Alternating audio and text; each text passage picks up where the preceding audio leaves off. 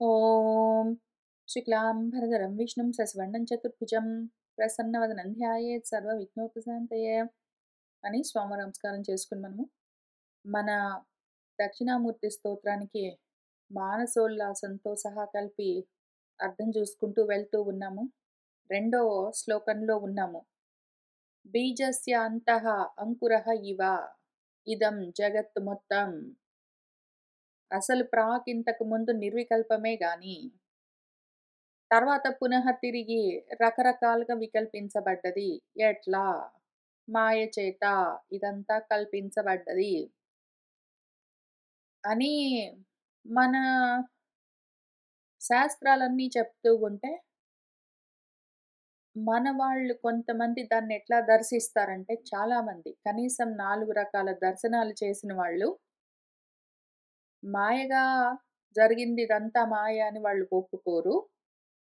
ముఖ్యంగా కొంతమంది వైశేషికులు ఈ విశేషాలన్నీ, ఈ వైచిత్ర్యాలన్నీ ఎట్లా వచ్చాయి అంటే, కణాల నుంచి వచ్చాయి అని చెప్తారు.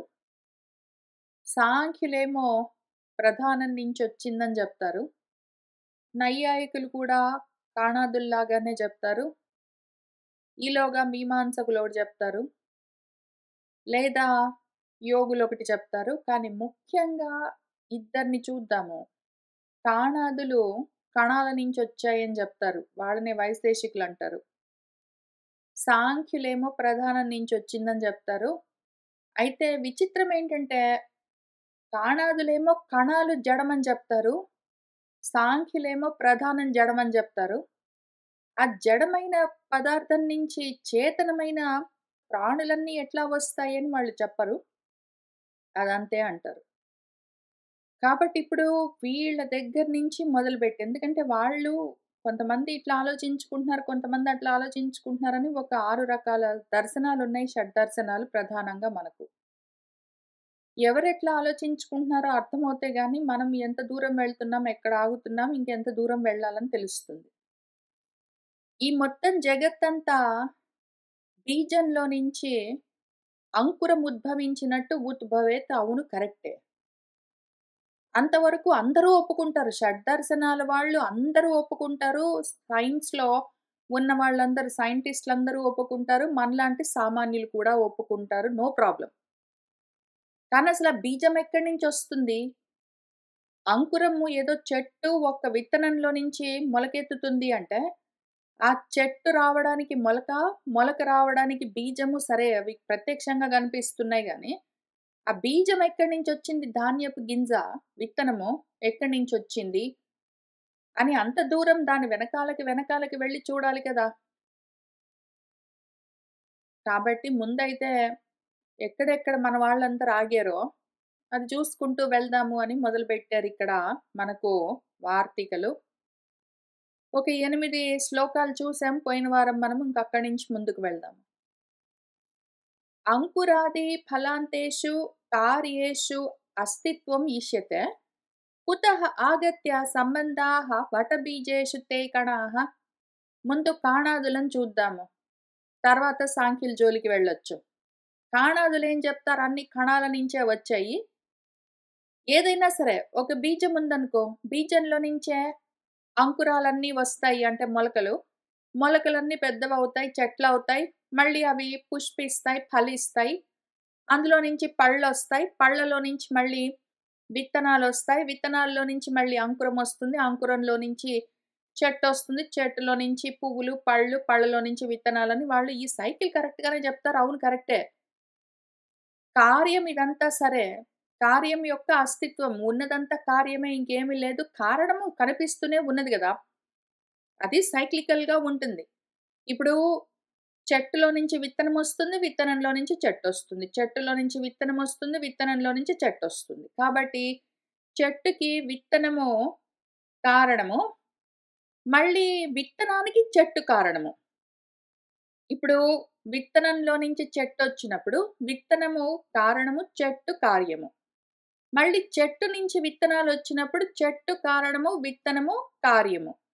ఈ రకంగా కార్యకారణాలు 2 ఇక్కడే ఉన్నాయి అని ఈష్యతే. అంటే అవును మీరు చెప్పింది నిజమే మేము ఒప్పుకుంటాం కరెక్ట్. No question. కానీ అసలు ఆ వట బీజం అనుకుందాం. ఒక మర్రి చెట్టు అనుకుందాము. మర్రి విత్తనంలో నుంచి మర్రి చెట్టొచ్చింది అనుకుందాము. ఆ మర్రి చెట్టు రావడానికి ఆ మర్రి బీజం ఉంది గదా! మర్రి బీజంలో మర్రి చెట్టు రావాల్సిన కణాలు, మర్రి చెట్టు రావడానికి కావలసిన కణాలు ఎక్కడి నుంచి కుతః ఆగత్య సంబంధాః వచ్చి ఇక్కడ చేరాయి. ఎక్కడి నుంచో దగ్గర నుంచయితే రావాలి గదా! ఈ సైకిల్ బానే ఉంది గానీ, అసలెక్కడ స్టార్ట్ అయింది ఈ సైకిల్ అని తెలియాలి గదా! కాబట్టి వీళ్ళింత దూరం వెళ్లారు, ఇక్కడ ఆగారు. మనమింక దాని వెనకాలకి కూడా వెళ్ళవలసి ఉన్నది. కాబట్టి అది మన అన్వేషణ.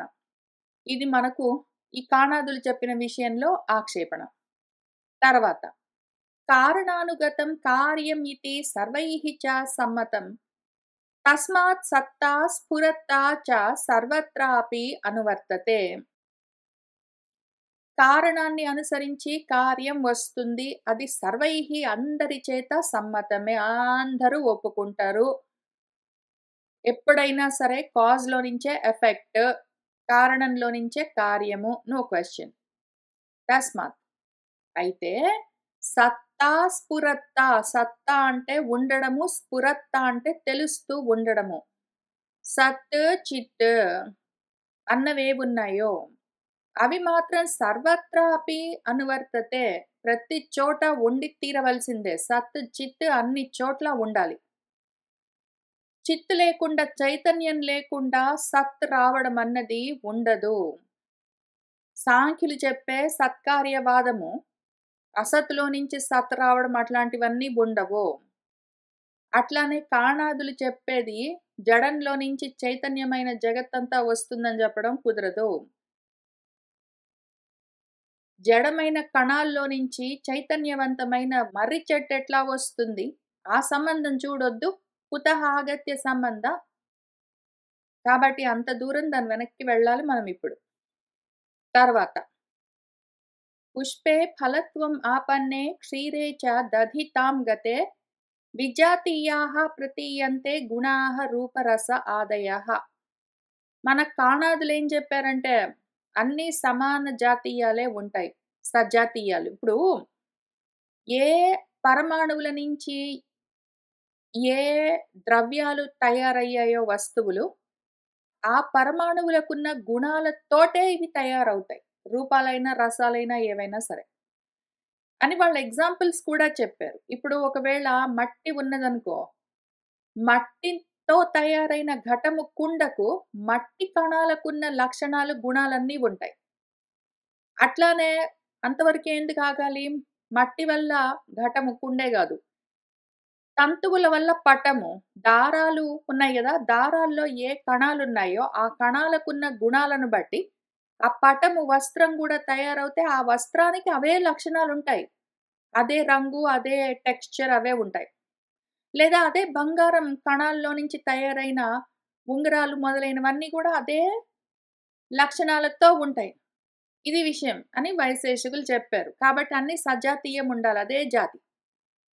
ఏ కణాలతోటి ఏ వస్తువు తయారైతే, ఆ కణాలకున్న గుణాలనే ఆ వస్తువులు ఉంచుకుంటాయి. అవి ఆ విధంగానే ఉంటాయి. ఇప్పుడు ఎర్ర రంగు కాటన్ కణాలతోటి తెల్ల రంగు పెరుగు తయారవ్వదు గదా! అని వాళ్ళ ఆర్గ్యుమెంట్. వైశేషికులది. మన వాళ్ళేమంటారంటే, "నువ్వు అంత దూరం వెళ్తున్నావు. కంప్లీట్‌గా ద్రవ్యం మార్చేయడానికి ట్రై జేస్తున్నావు. ద్రవ్యం మార్చేయడం పక్కన బెట్టు. నువ్వేం జెప్పావు, పాలలో నుంచి వెన్న వస్తుంది గదా! పాలకున్న లక్షణాలే అట్లా తెల్లగా ఉండడము, అటువంటి రుచితోటి ఉండడమే దధి అంటే పెరుగు గూడా ఉంటాయి గదా!" అంటున్నావు గానీ ఉండవు. నిజంగా పాలలాగా ఉంటుందా పెరుగు? దాని రూపం మారిపోలేదా? దాని రసము రుచి గూడా మారిపోలేదా? పాల రుచి వేరు, పెరుగు రుచి వేరు కాదా? అట్లానే పుష్పాల్లో నుంచి ఫలమొచ్చిందనుకో, పూలలాగానే ఉంటుందా పండు? దాని రంగు, రుచి, రూపము అన్నీ మారిపోలేదు? కాబట్టి నువ్వు చెప్తే చెప్పావు. మేమిక్కడ కూర్చొని వినడానికి ఆలోచన లేకుండా లేము. విజాతీయమైపోతాయి. విజాతీయాః ప్రతీయంతే. ఆ గుణాలన్నీ వేరు వేరుగా మారతాయి. కూర్చొని ఆలోచన చేసుకో. కాక కారణం, కార్యం अंश अंसि जाति व्यक्ति गुणी गुणः क्रिया क्रियावान् इत्याद्याः प्रकाशस्य एव कल्पनाः.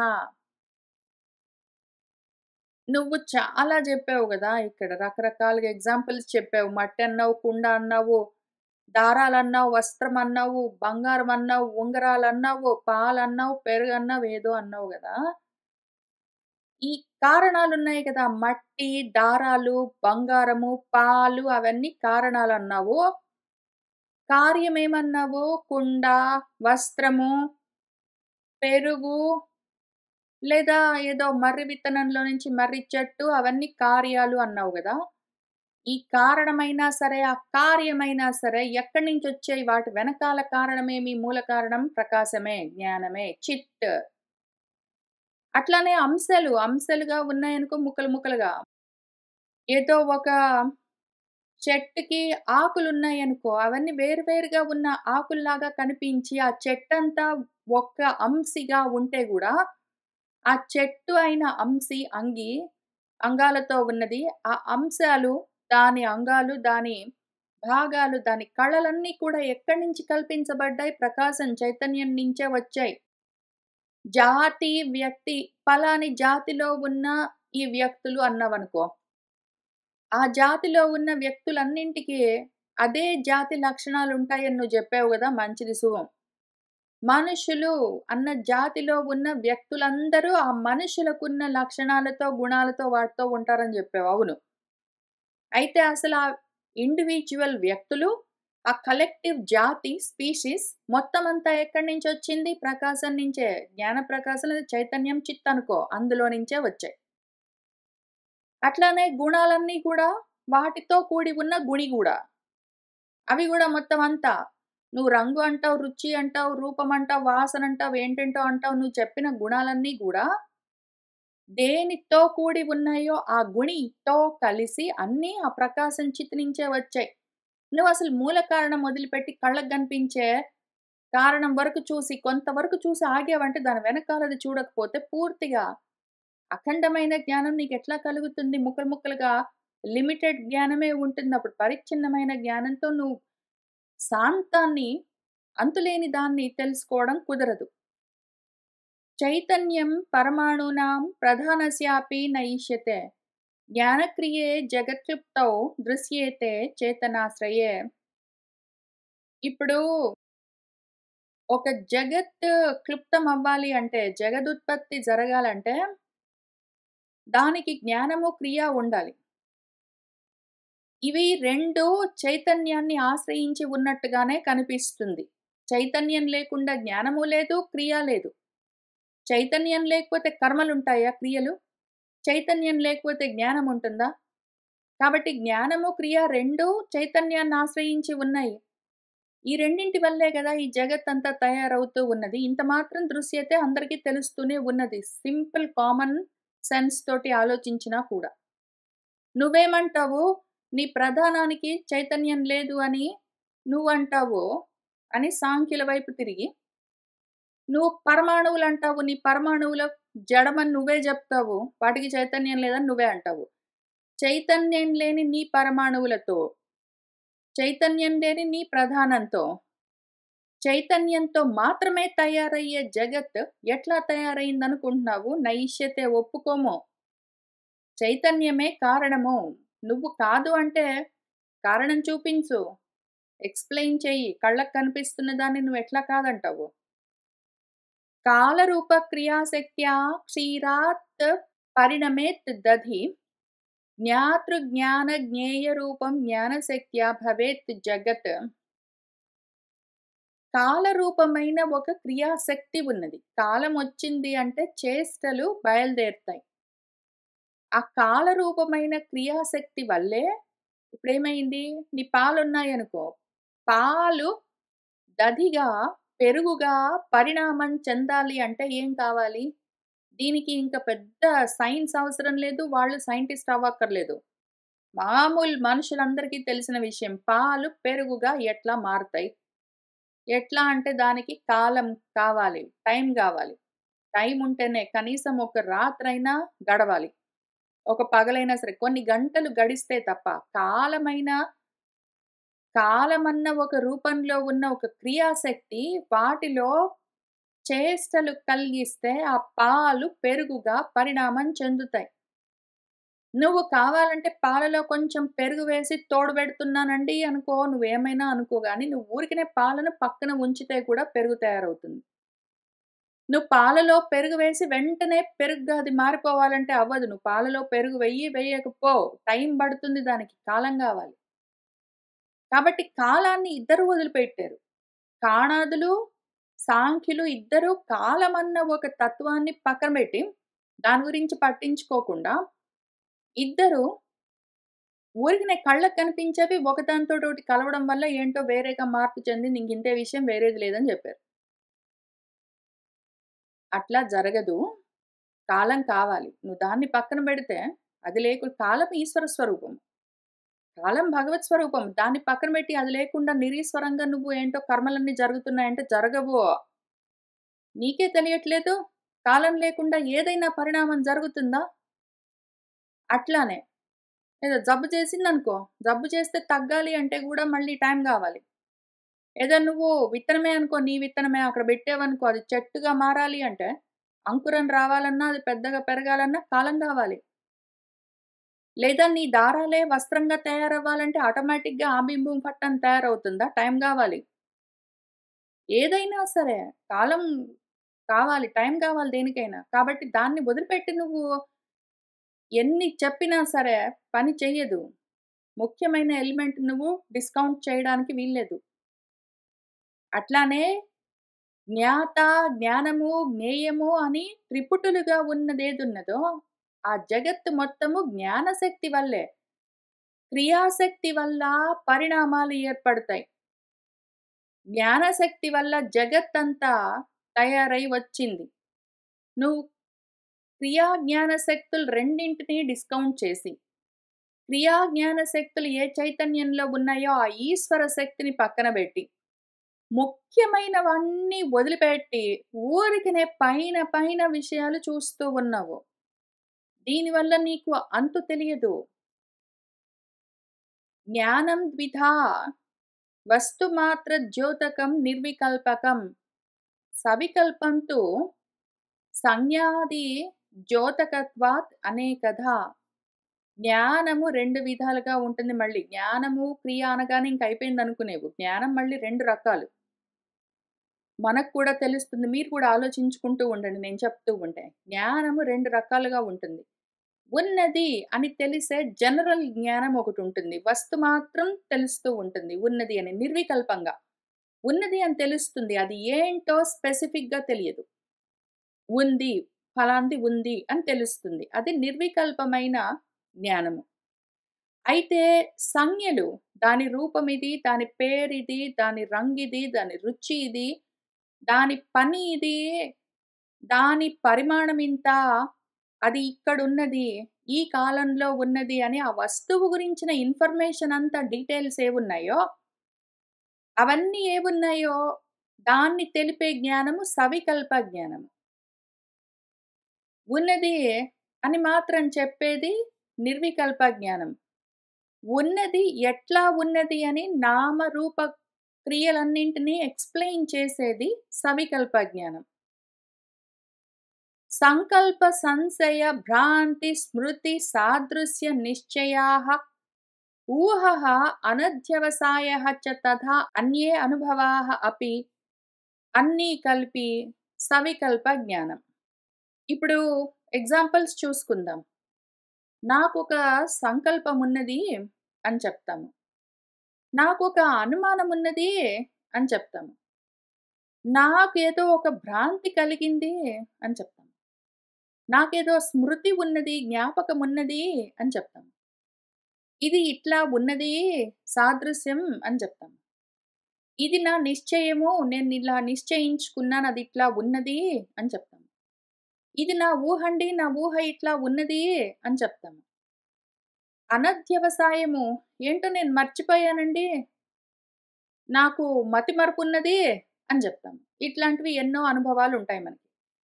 మతిమరుపు ఉన్నది, ఊహ ఉన్నది, నిశ్చయం ఉన్నది, ఇదిట్లా ఉన్నది, నాకు జ్ఞాపకం ఉన్నది, నాకు భ్రాంతి ఉన్నది, నాకు అనుమానం ఉన్నది, నాకు సంకల్పం ఒక ఆలోచన ఉన్నది అని ఉన్నది, ఉన్నది, ఉన్నది, ఉన్నది అని ఏమి ఉన్నది సంబంధం లేదు. ఒకటి ఉన్నది అని ఏది చెప్తున్నామో ఊరికే ఉన్నది అని చెప్పడం, వస్తు మాత్రం ఉన్నది అని చెప్పడము నిర్వికల్పమైన జ్ఞానం.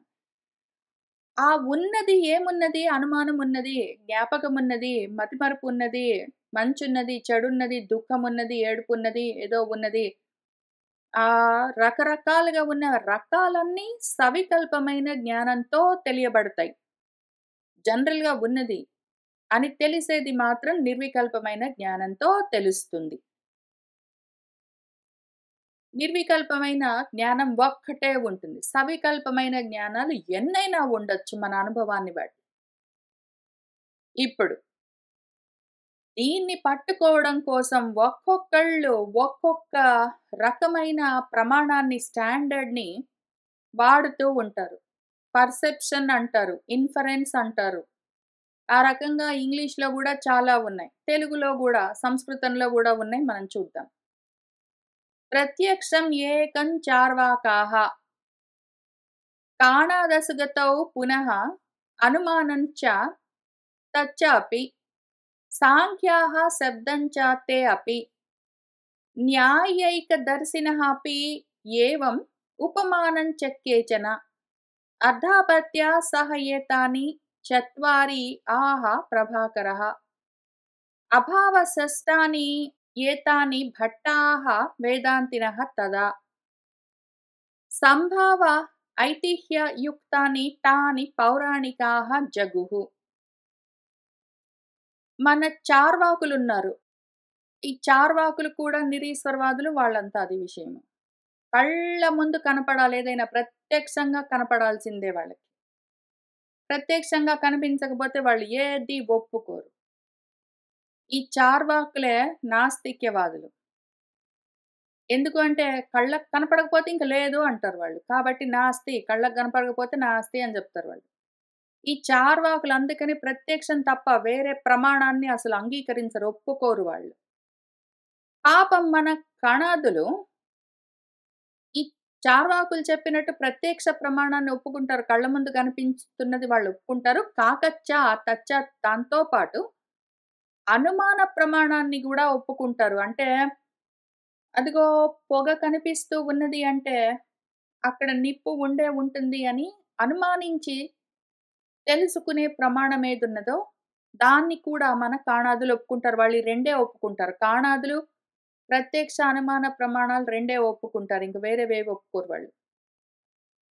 మన సాంఖ్యులు పాపము ఈ ప్రత్యక్ష, అనుమాన ప్రమాణాలు 2 కాక శబ్ద ప్రమాణం అంటే ఎవరైనా చెప్తే గూడా ఒప్పుకుంటారు. ఇప్పుడు కళ్ళెదురుగా అగ్ని కనిపించిందనుకోండి, మంట కనిపిస్తే అదిగో మంట ఉన్నది అని చెప్పుకోవచ్చు మనం. అది ప్రత్యక్ష ప్రమాణం. అయితే ఎదురుగా మంట కనిపించట్లేదు గదా మరి అంటే, పొగ ఉన్నది అంటే మంట ఉండే ఉంటుంది. కాబట్టి అనుమాన ప్రమాణం కింద దాన్ని అంగీకరిద్దామని మనం ఒప్పుకోవచ్చు. అవును నిజమే, పొగ కనిపిస్తుంది గదండీ! అక్కడ నిప్పు ఉండే ఉంటుంది అని మనం ఒప్పుకోవచ్చు. అది అనుమాన ప్రమాణం. అయితే అక్కడ పొగ, నిప్పు 2 కనిపించట్లేదు. కానీ ఎవరో మనకు ఆప్తులు, తెలిసిన వాళ్ళు అక్కడ అగ్ని ఉన్నదండి అని చెప్పారు. చెప్తే వాళ్ళ మాటను నమ్మామనుకోండి, అది ఆప్త వచనము లేదా శబ్ద ప్రమాణం. ఈ మూడో దాన్ని కూడా మన సాంఖ్యులు ఒప్పుకుంటారు. ఎవరైనా చెప్తే విని నమ్మొచ్చో అని చెప్తారు వాళ్ళు. మన నైయాయికులు న్యాయ సూత్రాల దర్శనం చేసిన వాళ్ళు, నైయాయిక దర్శనం చేసిన వాళ్ళు ఈ 3 ఒప్పుకుంటారు. ప్రత్యక్ష, అనుమాన, ఆప్తవచనం 3 ఒప్పుకుని వాటితో పాటు ఉపమానమని ఇంకో ఒకటి కలుపుకొని 4 ఒప్పుకుంటారు వాళ్ళు. ఉపమానం అంటే ఎగ్జాంపుల్ ఏదైనా చూపిస్తే వాళ్ళు అవును సరే అంటారు. అంటే వాళ్ళకి చూపించాలి. తెలిసిన వాడు చెప్పినంత మాత్రాన కాదు కానీ, తెలిసిన వాడు చెప్తాడు. వాడు ఒక ఎగ్జాంపుల్ చూపిస్తే వీళ్ళు నమ్ముతారు. ఆ ప్రమాణాన్ని వాళ్ళు ఒప్పుకుంటారు. కాక ప్రభాకరాచార్యులని మీమాంస దర్శనం చేసిన వాళ్ళు, ఆయనేం చెప్తారంటే, ఈ ప్రత్యక్షం, అనుమానం, ఆప్తవచనం, ఉపమానం అన్న 4 ప్రమాణాలు కాక, ఐదో ప్రమాణం అర్థాపత్తి. అర్థాపత్తి అంటే కళ్ళ ముందేదైనా కనిపిస్తూ ఉంటే దాని వెనకాల కారణం ఉండే ఉంటుంది అని ఒప్పుకొని తీరాలి. ఇంతకు ముందు మనకు తెలియదు. ఇప్పుడు ఫర్ ఎగ్జాంపుల్ పొగ కనిపిస్తూ ఉన్నది అంటే, అక్కడ నిప్పు ఉండే ఉంటుంది అని మనం ఒప్పుకోవడాన్ని అనుమాన ప్రమాణం అంటాము. ఎందుకు అంటే ఇంతకు ముందు మనకు తెలిసిన విషయాన్ని అనుసరించి మానము లెక్క వేసుకుంటాము. జనరల్‌గా నిప్పుంటేనే పొగొస్తుందని మనకు తెలుసు కాబట్టి, దాన్ని అనుసరించి మనము ప్రమాణంగా చూసుకుంటాం. అది అనుమాన ప్రమాణం. అయితే ఒక్కొక్కసారి ఇంతకు ముందు మనకి ఎక్స్‌పీరియన్స్ ఏముండదు. కానీ అయినా గూడా ఉంటుంది అని నమ్మకంతోటి వెళ్ళిపోవాలి. ఇప్పుడు ఈ జగత్తంతా ఉన్నది, ఏదో నడుస్తూ ఉన్నది అంటే ఎవరి వల్లో అయ్యే ఉంటుంది. ఇంకెవరో ఏదో ఒక శక్తి ఉన్నది, లేకపోతే ఇదెట్లా జరుగుతుంది? సూర్యుడు ఏ ఆధారం లేకుండా ఆకాశంలో ఉన్నాడు అంటే, ఏదో కారణం ఉండే ఉంటుంది అని ఒకవేళ నమ్మితే దాన్ని అర్థాపత్తి అంటారు. అందులో మళ్ళీ 2 రకాలుంటాయి. సరే మంచిది అర్థాపత్తిలో ఒకళ్ళు ఎవరైనా చెప్తే, ఉన్నది అని చెప్తే అది వాళ్ళు చెప్తున్నారు నాకు తెలీదు. కానీ వాళ్ళు చెప్పారు ఒప్పుకుంటున్నాను. లేదా కళ్ళకి కనిపిస్తూ ఉంటే కారణం తెలియట్లేదు. కార్యం కనిపిస్తుంది. ఈ కార్యాన్ని బట్టి కారణం ఏదో ఉండే ఉంటుందిలే. నాకు తెలియకపోయినంత మాత్రాన లేకుండా పోతుందా? అని ఒప్పుకోవడం ఏదున్నదో ఆ ప్రమాణము అర్థాపత్తి. దాన్ని మన ప్రభాకర్లు మొదలైన మీమాంసకులు ఒప్పుకుంటారు. కాబట్టి ఎన్నొచ్చాయి? మీమాంస దగ్గరకొచ్చేసరికి ప్రత్యక్షం 1, అనుమానం 2, ఆప్తవచనం 3, ఉపమానం 4, అర్థాపత్తి 5 ఒప్పుకుంటున్నారు. ఇంకా ఆరోది షష్ఠాన్ని మన భట్టాహ కొంతమంది భట్టుల వారిని అనుసరించేవాళ్ళు ఆయన ఫాలోవర్స్. మీమాంసకుల్లో ఇక్కడ కొంతమంది ప్రభాకరాచార్యులను ఫాలో అయ్యేవాళ్ళు ఇంతవరకు ఒప్పుకుంటున్నారు. అదే మీమాంసకుల్లో భట్టుల వారిని ఫాలో అయ్యేవాళ్ళు కొంతమంది ఇంతవరకు కాక వీటితో పాటు ఆరోది అభావము లేకపోవడం అన్నది కూడా ఒక ప్రమాణమే అని ఒప్పుకుంటారు. అక్కడ పలాని వాళ్ళ చెప్పులు ఉన్నాయి అంటే వాళ్ళింట్లో ఉన్నారు అని మనకు తెలుస్తుంది.